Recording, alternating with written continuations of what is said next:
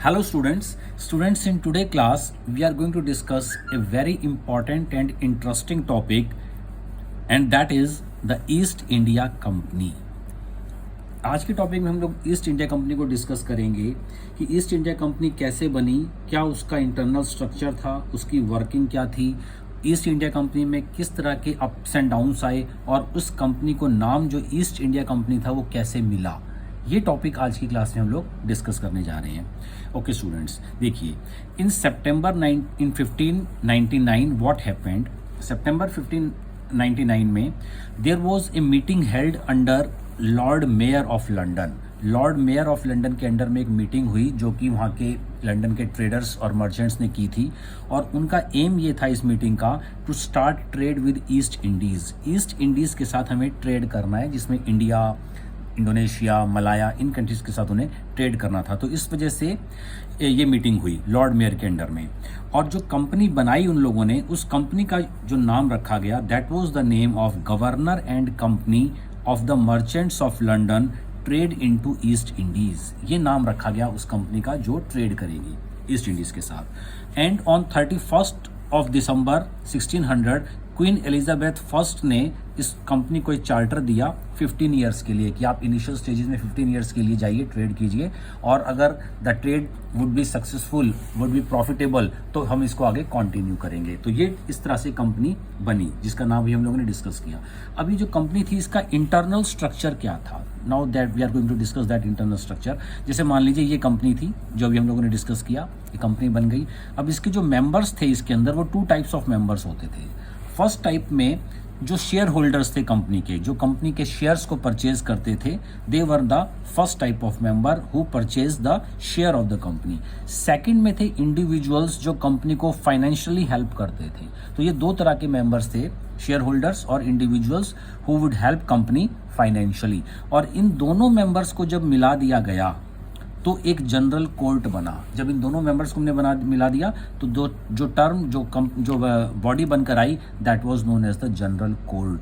अब ये जो जनरल कोर्ट थी ये इलेक्ट करती थी एनुअली, हर साल ये जनरल कोर्ट इलेक्ट करती थी कंपनी के मेंबर्स को, और वो जो मेंबर्स थे उनको बोला जाता था कोर्ट ऑफ डायरेक्टर्स। तो जैसे कि हम लोगों ने डिस्कस किया, general court elected annually a body called court of directors.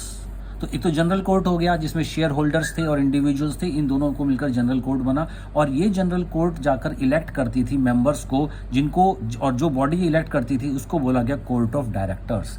और उस कोर्ट ऑफ डायरेक्टर में एक गवर्नर होता था, एक डिप्टी गवर्नर होता था, और 24 मेंबर्स होते थे। तो ये इस कंपनी का इंटरनल स्ट्रक्चर हम लोगों ने डिस्कस किया।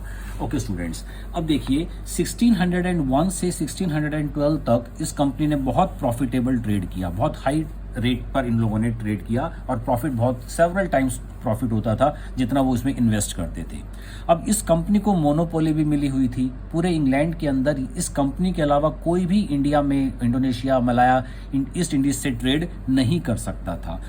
क्यों? क्योंकि ये जो कंपनी थी ये लोन भी प्रोवाइड कराती थी वहाँ के रूलर को, और ब्राइब भी करती थी, इसको घूस भी देती थी। जैसे चार्ल्स सेकंड जो रूलर था उसको 1609 से 1676 तक 1,70,000 पाउंड्स का लोन या ब्राइब आप बोल सकते हैं कंपनी ने दिया, और इस वजह से कंपनी को उसने मोनोपोली राइट दे दिया कि nobody was allowed to come to trade with India except this particular company. तो दोनों एक दूसरे को प्रॉफिट पहुंचा रहे थे।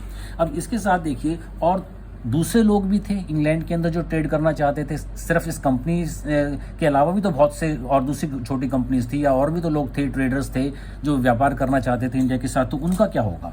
तो उनको बोला गया फ्री मर्चेंट्स, और वो बिना किसी की परमिशन से यहाँ पर ट्रेड करने लगे। उनको बोला गया फ्री मर्चेंट्स, और ब्रिटिश ने उनको बोला इंटरलोपर्स। अब Charles second was died in 1685। Charles second की डेथ हो जाती है 1685 में। He was followed by James second, और जेम्स सेकंड जो था उसको 1688 में ग्लोरियस रिवॉल्यूशन हुआ इंग्लैंड में, और उसके बाद इसको गद्दी से हटा दिया गया जेम्स 2 को, जो आया था चार्ल्स सेकंड के बाद। अब देखिए 1688 में एक ग्लोरियस रिवॉल्यूशन हुआ इंग्लैंड के अंदर, that was also known as the bloodless revolution. और उस ग्लोरियस रिवॉल्यूशन ने, ब्लडलेस रिवॉल्यूशन ने ब्रिटेन में पूरा ट्रांसफॉर्म कर दिया था, ट्रांसफॉर्मेशन हुआ ब्रिटेन के अंदर। एब्सोल्यूट मोनार्की थी पहले वहाँ, किंग अपनी मर्जी से करता था जो उसे करना होता था। जैसे चार्ल्स टू का हमने एग्जाम्पल लिया, उसने सिर्फ कंपनी को ही मोनोपोली दी और किसी को मोनोपोली नहीं दी और कोई ट्रेड कर ही नहीं सकता था, तो दैट वाज एब्सोल्यूट मोनार्की। और जो ग्लोरियस रिवॉल्यूशन हुआ 1688 का, उसने उस ग्लोरियस उस एब्सोल्यूट मोनार्की को खत्म कर दिया और उसकी जगह कॉन्स्टिट्यूशनल मोनार्की आ गई। अब इस कॉन्स्टिट्यूशनल मोनार्की के अंदर जो रूलर्स बने वो रूल तो करेंगे, but according to constitution rule करेंगे, तो वो एब्सोल्यूट रूलर्स नहीं होंगे, they had to rule according to the constitution. और उसमें जो रूलर्स आए, one was William third and second was his wife, that was Mary. तो ज्वाइंटली इन लोगों ने रूल किया and they belong to the Whigs party.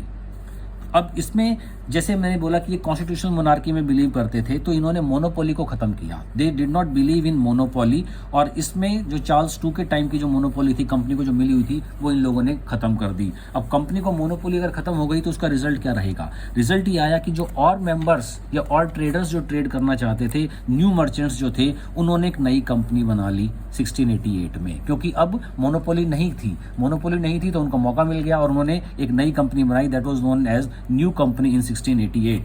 अब देखिए अब क्या होता है कि जो न्यू कंपनी बनी उसको भी प्रॉफिट चाहिए था और जो पहले की कंपनी बनी हुई है उसको भी प्रॉफिट चाहिए था। तो दोनों अगर प्रॉफिट चाहेंगे विद ईस्ट इंडीज कंट्रीज, तो उनके अंदर कन्फ्लिक्शन होगा ऑब्वियसली। तो कन्फ्लिक्शन हुआ, लड़ाई झगड़े हुए दोनों में।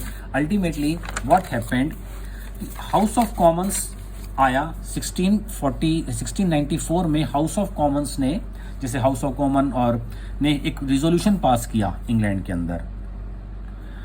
उस रिजोल्यूशन के अकॉर्डिंग ऑल इंग्लैंड मर्चेंट्स को अब अलाउ कर दिया गया था, वो ट्रेड कर सकते थे। तो इस रिजोल्यूशन ने जब सभी को अलाउ कर दिया कि आप लोग अपनी कंपनीज बनाकर ट्रेड कर सकते हैं, तो उसका रिजल्ट क्या निकल कर आया? 1698 में ही, जब 1694 में रिजोल्यूशन आया, 1698 में दो कंपनीज और बन गई। वन वॉज जनरल सोसाइटी और दूसरी थी English company trading in the east. और दो कंपनी हम लोग पहले डिस्कस कर चुके हैं। एक कंपनी 1600 में बनी थी और एक कंपनी बनी थी चार्ल्स टू के टाइम में। तो ये दोनों कंपनियां और ये दो कंपनी, ये 1708 में जाकर all companies old and new सब मर्ज कर गई और एक जॉइंट कंपनी बन गई। वो जो जॉइंट कंपनी थी उसका नाम दिया गया the united company of merchants of London trading to the East Indies. और 1708 से 1833 तक इसको कंपनी को इसी नाम से जाना जाता रहा। And then by the charter of 1833 इस कंपनी का एक शॉर्ट में नाम दे दिया गया, शॉर्ट फॉर्म में नाम दिया गया, and that was known as East India company. तो इस तरह से हम लोगों ने देखा कि कितने अप्स एंड डाउन्स के बाद जो नाम मिला था कंपनी को, ईस्ट इंडिया कंपनी था, इन 1833 के चार्टर से वो मिला था। तो students, you like and share the video and subscribe the channel so that you could get that type of useful and valuable videos on regular basis. Okay students, thanks.